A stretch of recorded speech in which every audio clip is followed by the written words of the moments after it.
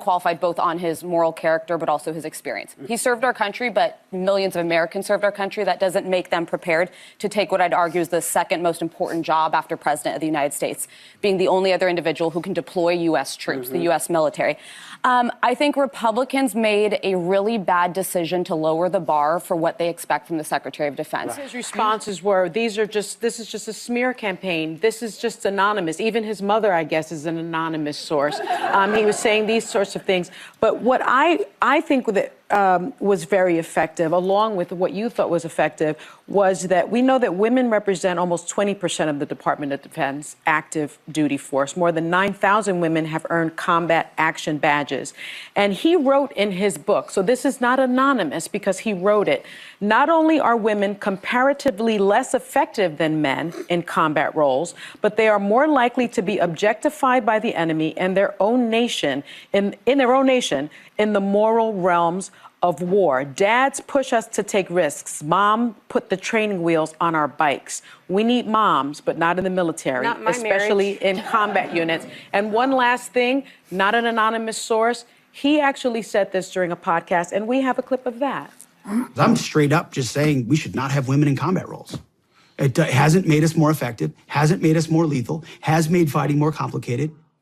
So when So a lot to unpack there. I'll start with you, Shelley. What did you think about that? Do you agree that he should not have been picked? No, I'm going to say no in the overall, but I do understand the controversial positions, or I do understand the back and forth here. Again, I support him. I think he's going to be an excellent Secretary of Defense, but I do understand some of these controversial comments he made, and he either defends them or he doesn't. I don't think he did well to defend his positions. He was more defensive. That's what I got out of it. What did you think, Nicole? Do you believe that women shouldn't be in combat roles? I think if they're capable, if they pass the fitness test in order to be in those roles, absolutely. However, I don't think we should lower the standard to make them more capable. Again, being equal and equitable. Like he said, two different things. I mean, we can have a test case. Let's go get the ladies on The View. Let's put them through some training and put them on the front lines and see how they do. You know, it's one thing to be a warmonger when you're sitting in your comfortable home. It's a whole nother thing when it's your butt, your daughter's butt, your sister's butt, your mother's butt on the line. You know, there's something to be said for people who are capable of things, making comments about it, and other people who are not. Opinions are like belly buttons. Everybody has one. Yeah, and sometimes you think the other person stinks. So. Yeah, I mean, when you think about it, my issue with this whole argument about, Pete not having enough experience and he not, comparing to the past generals.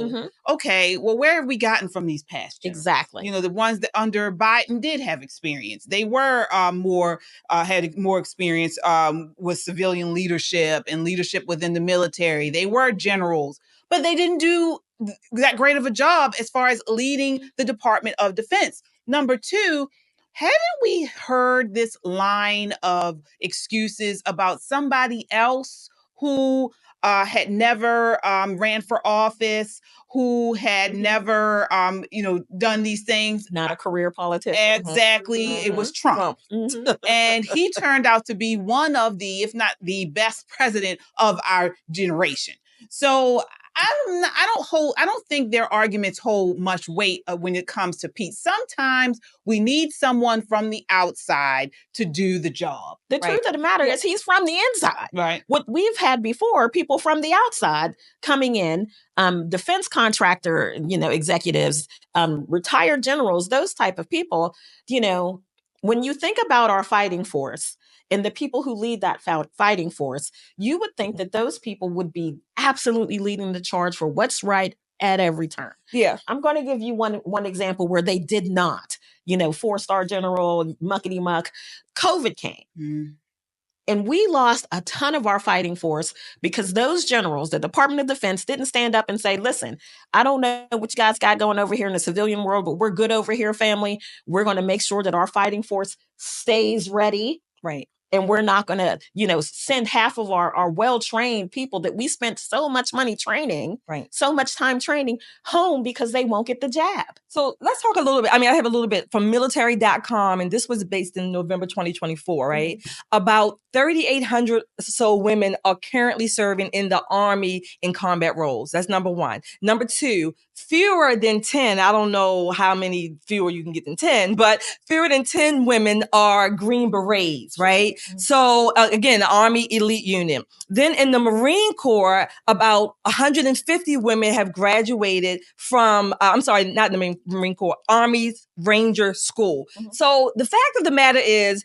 0.0000001% of women will even attempt these roles, let alone be selected, and the ones who actually go through the whole courses and make it through. So it's not like you have millions of women running to the front lines of these military schools to say, hey, I want to go into combat. So it's going to be a very, very few of those who achieve the goals. So the standards are one thing. Mm-hmm. If these women, again, very few, can make the grade, I don't have a problem with them. Oh, yeah, absolutely. That's what he said. Absolutely. Right, yeah. So this idea that, whatever he said on that podcast, he doesn't think, okay, he can think that.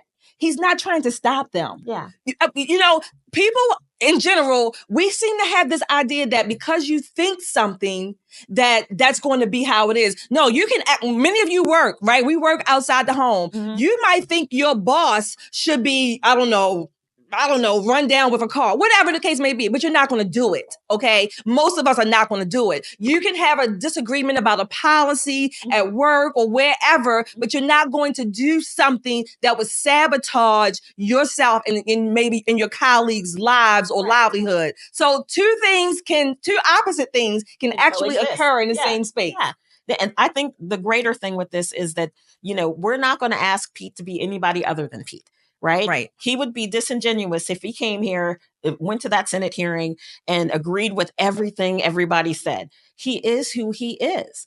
And listen, isn't that what we want? Do we not want transparency, or do we want people who are going to say, oh, no, I never said that. Oh, be who you are, stand on who you want to be. He, I think, would make a very good Secretary of Defense for a myriad of reasons. Mm-hmm. I think he already has the hearts and minds of the U.S. troops.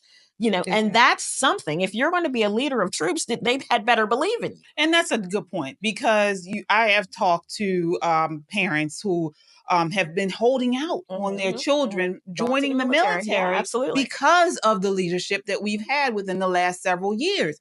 But now I think the tides are starting to change, and they do see someone that cares about our men and women going into the military, possibly into war. Absolutely. Right. So I want to acknowledge our super chatters here. So thank you so much. All right, let's see here. Stephen, thank you so much with the $10 super chat. Says character on the floor laughing really hard. All right. Yes, thank you so much. Laura with the $5 super chat says, what about the Asian lady that said he was not qualified? Yeah. Oh yeah, she Maisie. Certainly did. Mm-hmm. Yeah. Nancy Mazie. Yeah, Nancy. No, Maisie. From Hawaii. Yeah, Hawaii. Okay. Yeah. Yeah, he was under all types of attack. Here's one here. This is clip 5 with he and Kirsten Gillibrand. I don't want you thinking, can't serve if you're a mom, can't serve if you're LGBTQ, and then last, can't serve if you're a leftist. The statements you said about people who have views differently than you, that we're the enemy, are you saying that 50% of the DOD, if they hold liberal views or leftist views, or our Democrats are not welcome in the military? Are you saying that? Senator, I volunteered to deploy to Afghanistan under Democrat President Barack Obama. I also volunteered to guard the inauguration of Joe Biden, but was denied the opportunity to serve because I was identified as an extremist by my own unit for a Christian tattoo. So that was it. Shut her down. Shut her all the way down. These people have the nerve. This is what makes me angry. And I don't care who does it. This just happens to be the left represented by Kirsten Gillibrand there. These are the same people who called Christians and conservatives and, normal patriotic Americans, they put us on hit lists. We're the terrorist groups and Catholics, the people in Virginia who were trying to protect their children. These are the same people who maligned us in any kind of way. And then they had the unmitigated gall to get on their high horse. Again, I don't care if you're on the right or the left. I don't like your high horse. Frankly, I want to kick out the damn spurs so that your ass can fall and then I can stomp you. Agreed. Yeah. I'm sorry. No, you're right. Here's another female senator going after Pete. This is clip 6. In other words, you're quite sure that every general who serves should not go directly into the defense industry for 10 years. But you're not willing to make that same pledge? I'm not a general, Senator. You'll be the one, let us just be clear, in charge of the generals.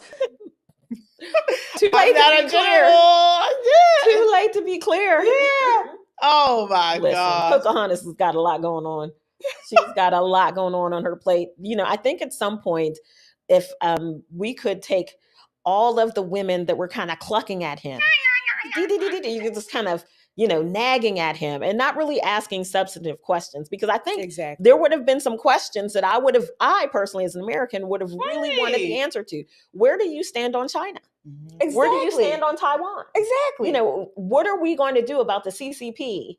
All of these kind of things. This would be, an answer. What are you going to do about wages of the people, the enlisted people? People who are literally in the military and on food stamps. Absolutely. Yeah. What are you going to do about people who object to taking jabs? Yes. So there were a lot of questions they could have asked. Exactly. But instead, they got their handout with their talking points and things they were supposed to score. And that is really what's wrong with Senate hearings. It's really not a fact-finding mission. It is really about scoring points for the other side. And